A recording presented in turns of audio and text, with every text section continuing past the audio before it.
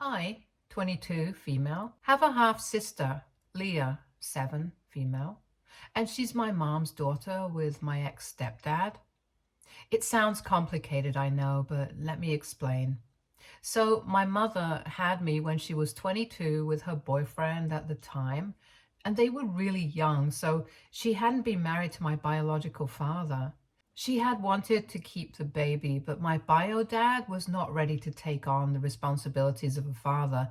So they went their separate ways, and she never saw him again, but continued to receive a child support check from him every month. Then, when I was 6 years old, she met my ex-stepdad and they started dating.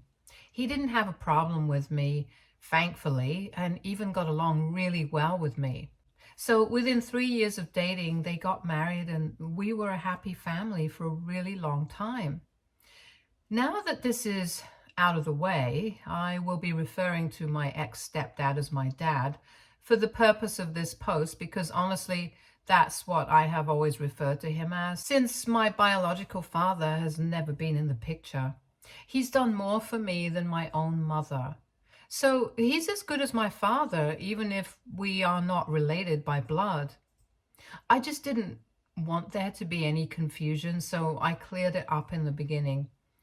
Now, coming to Leah, the circumstances of her birth were really strenuous because that was around the time that my mother came clean to my dad about the affair that she had been having with a friend of theirs. A couple of weeks after telling us that she was pregnant once again, she told Dad about the affair because she didn't know whose baby it was and she wanted to come clean before the birth of the child. My dad immediately filed for a divorce because this was absolutely unforgivable.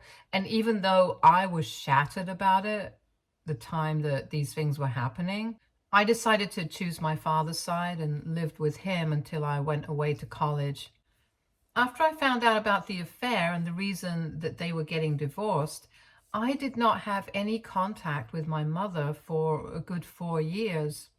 Once my mother had given birth to Leah, a paternity test revealed that she was, in fact, my father's daughter.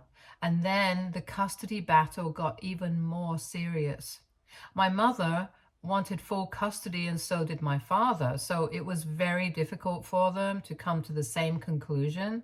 And allegations were made, mostly fake ones from my mother's end, and that's what turned me against her even more. Because I knew my father, I knew what kind of a person he was, and I knew that he had done everything for this family, even though I was not his own flesh and blood. And yet my mother had cheated on him with a person that he had called a friend. I was just a couple of months away from turning 16 at the time of the divorce, so I had clearly stated that I wanted to live with my dad, and that was settled. But it took several months for them to come to a conclusion about what was going to happen with Leah, and the custody battle continued well after the divorce was finalized. During that time, Leah was living with my mother because she was really just a baby and she needed my mom. Eventually, they were able to come to an agreement and decided on shared custody of Leah after she turned 1 year old, and that was implemented after that. So I was able to bond with Leah 1 year after she was born, but I only started speaking to my mother again a couple of years back. We reestablished contact about 4 years back while I was still in college because she had had a major health scare and I was afraid that I was going to lose her. I found out about it from my grandparents and they begged me to speak to her just one time. So I did, and then we started speaking to each other again. Of course, I discussed it with my father first, and he told me that he was fine with it because I was an adult and I could make my own decisions. He was also not the kind of guy who would use a child against their mother to punish them. Anyway, 4 years later now, I wouldn't say that we are the way that we used to be, but I am at least on speaking terms with my mother, and I occasionally do meet her too.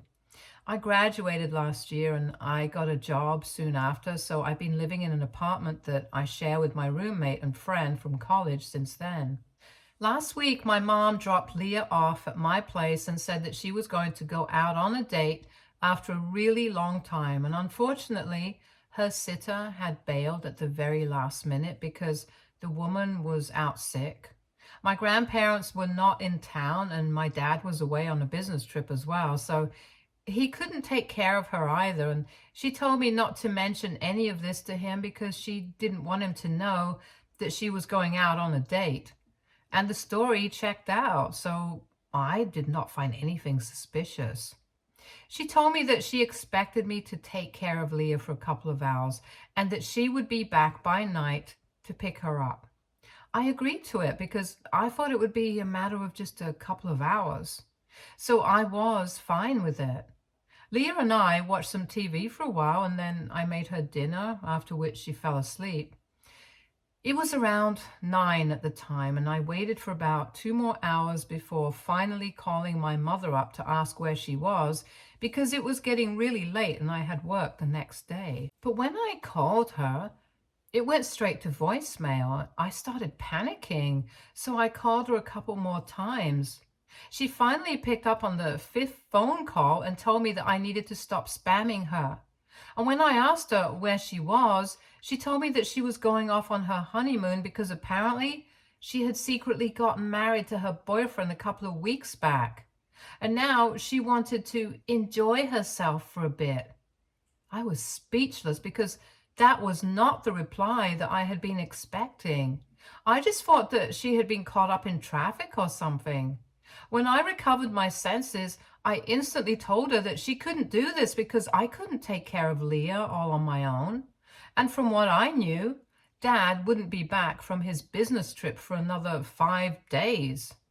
There was also the fact that I didn't even know if my roommate would be fine with this, since I had only told her that Leah was with us for just a couple of hours. And while she had been fine with that, taking care of a child for several days was a different ballgame altogether. Both of us had work in the mornings, and I was freaking out, but my mother didn't seem to care and just said that this was my problem to deal with now, since Leah was my half-sister as well, so I needed to figure out a way to deal with this. Then she hung up before I could say anything else.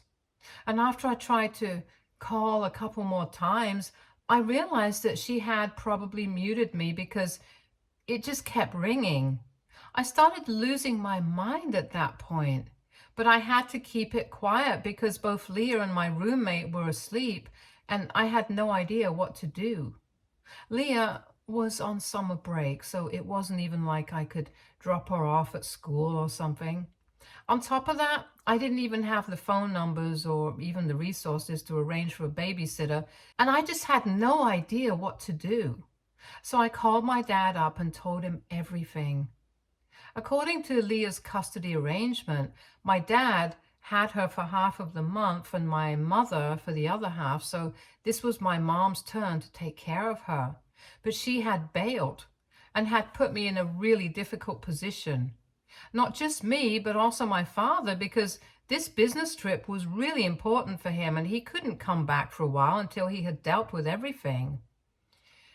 He calmed me down and told me that he would handle this, reassured me that I would not have to worry about it, and called me back a couple of minutes later to tell me that he had sorted everything out.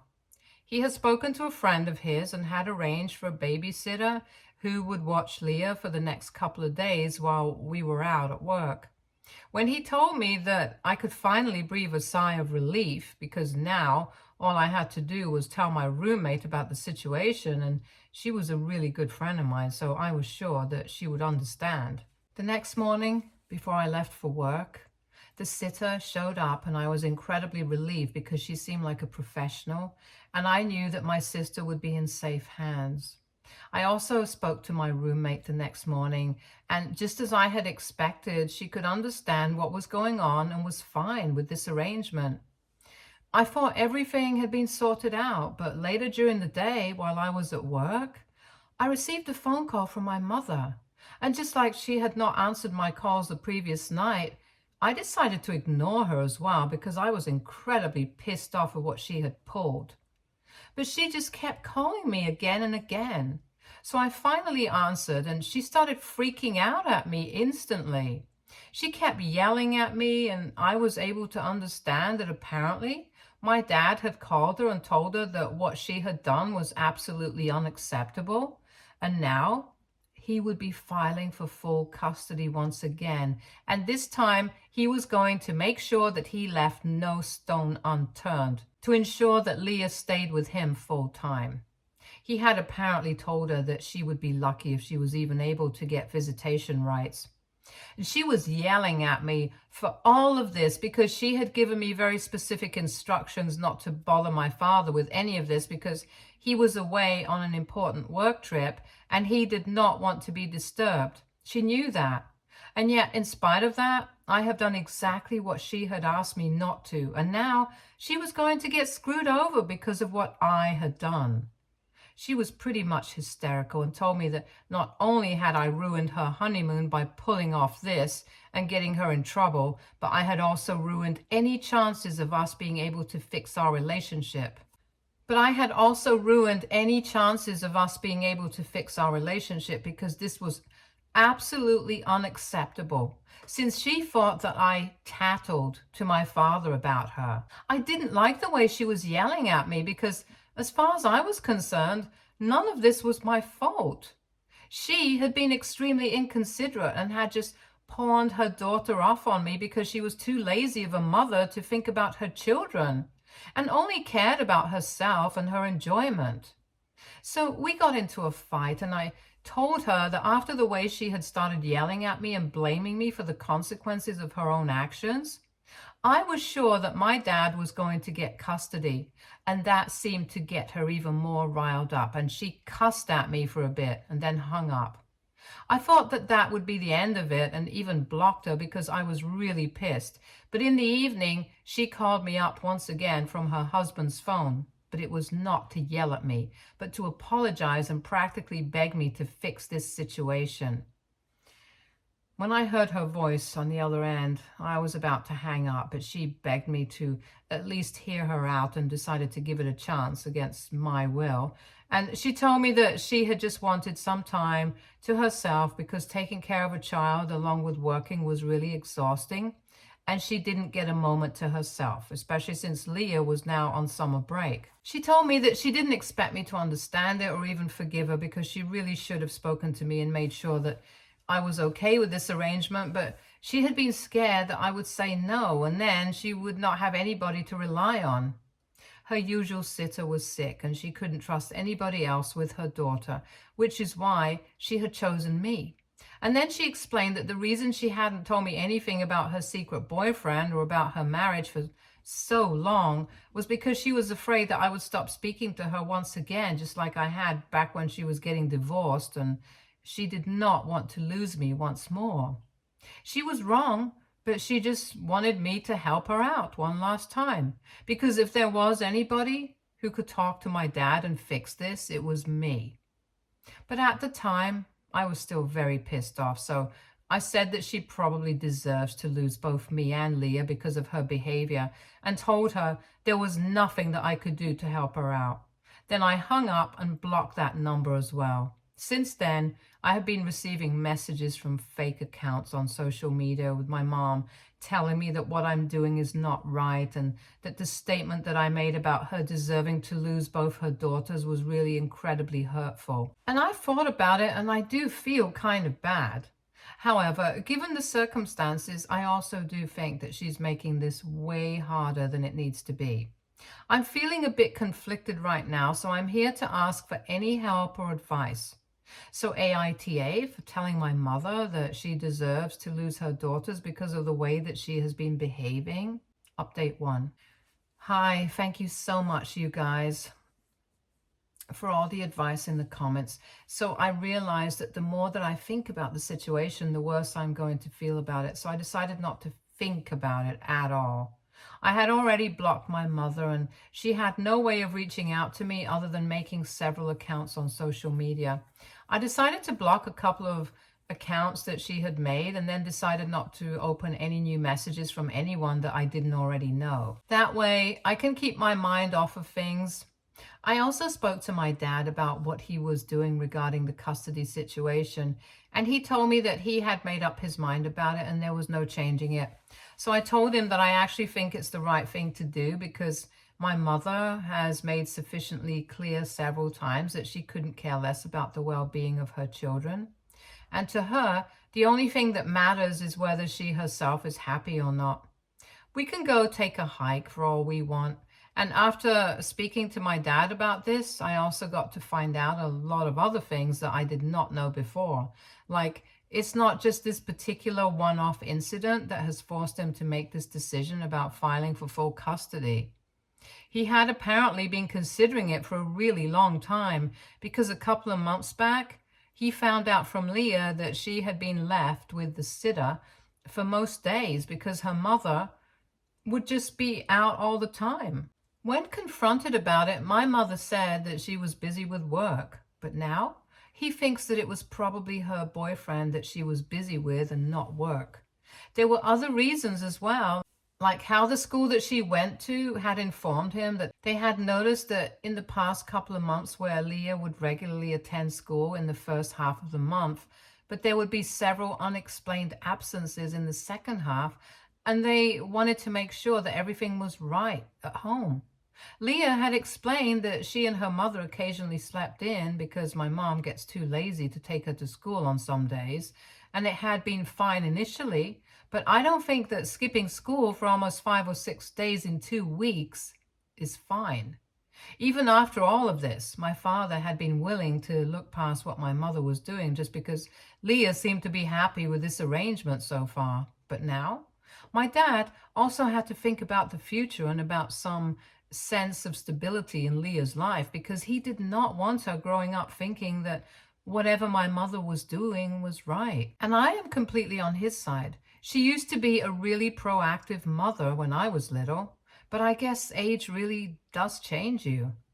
Anyway, he's going through with what he had promised her and is going to file for full custody after he has his lawyers draw up the papers once he's back.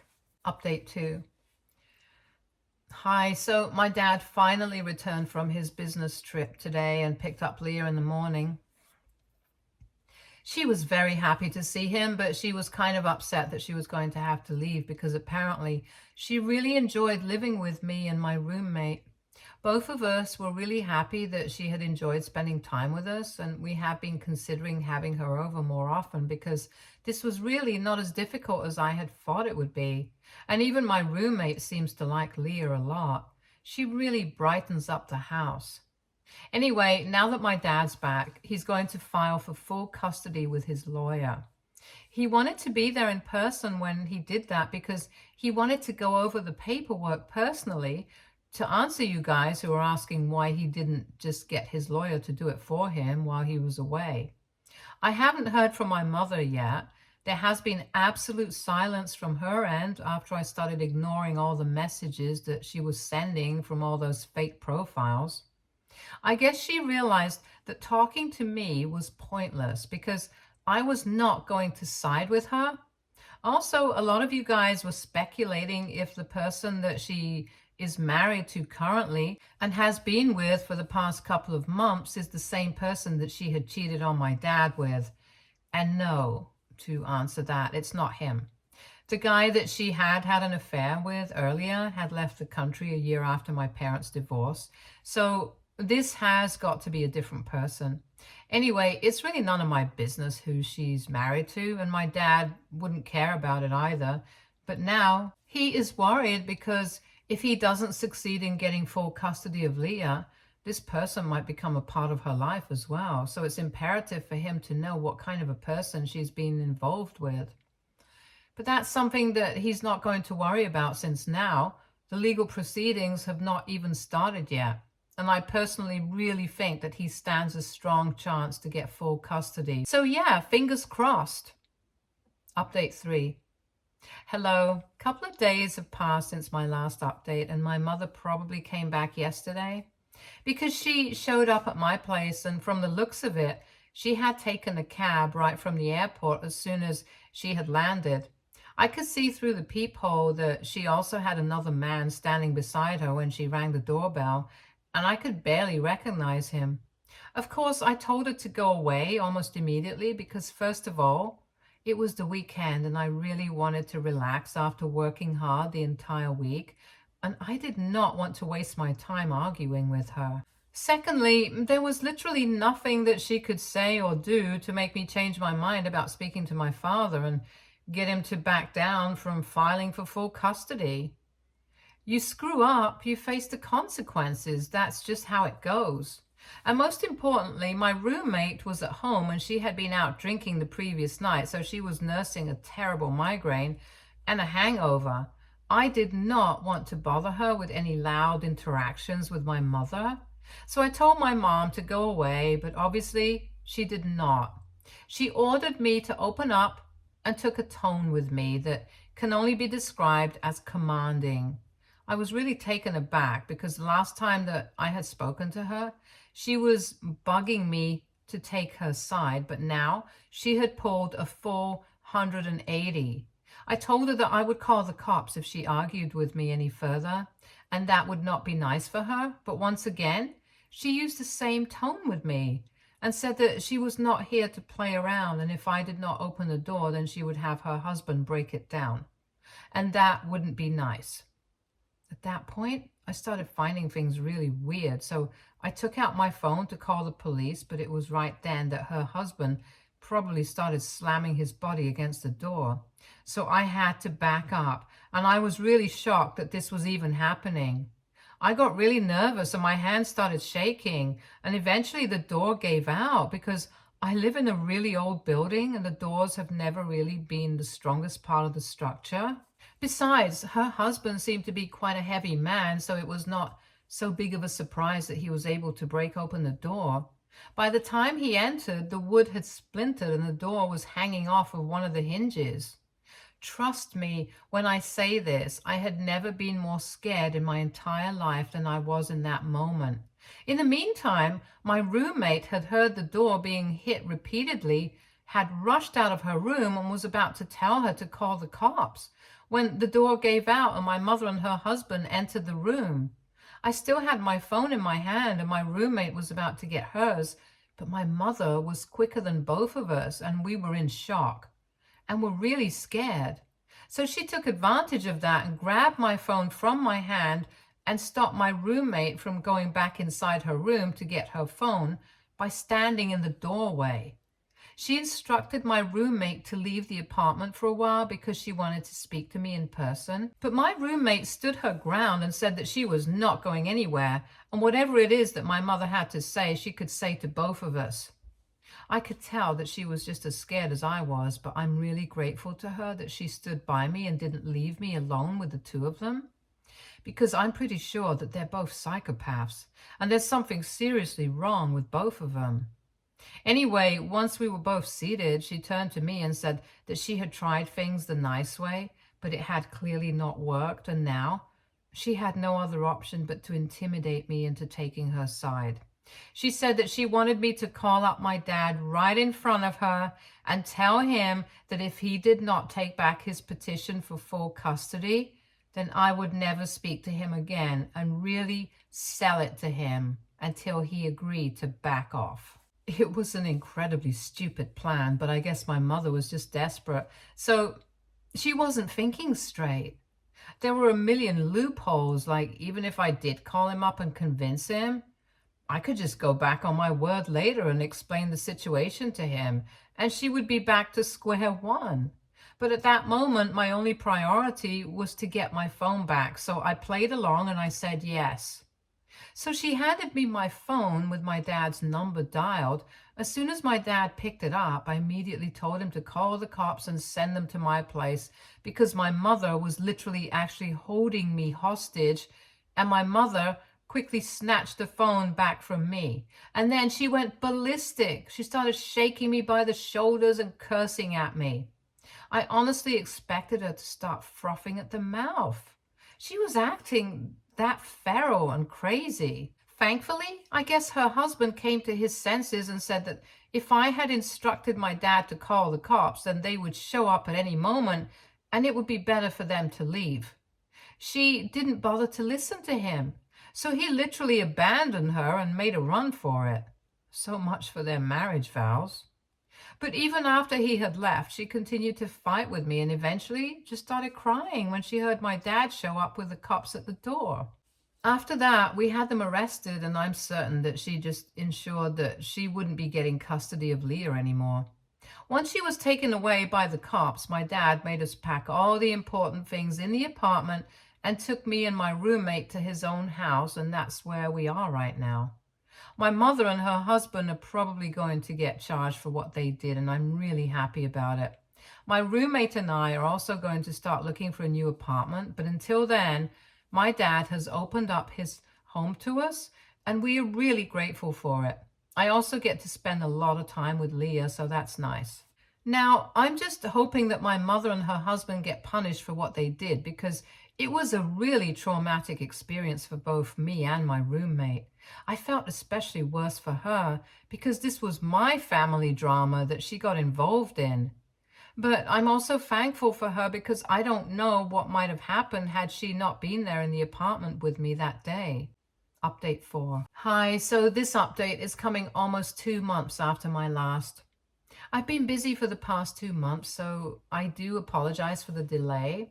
Anyway, a couple of weeks back, the judge signed off on my dad getting full custody, and my mom gets supervised visiting rights. She should count herself lucky she got even that, because she's currently looking at least 3 months in jail and a huge fine because of what she put me and my roommate through. Her husband was lucky enough to get off with community service since he had had the good sense to make a run for it in just a nick of time.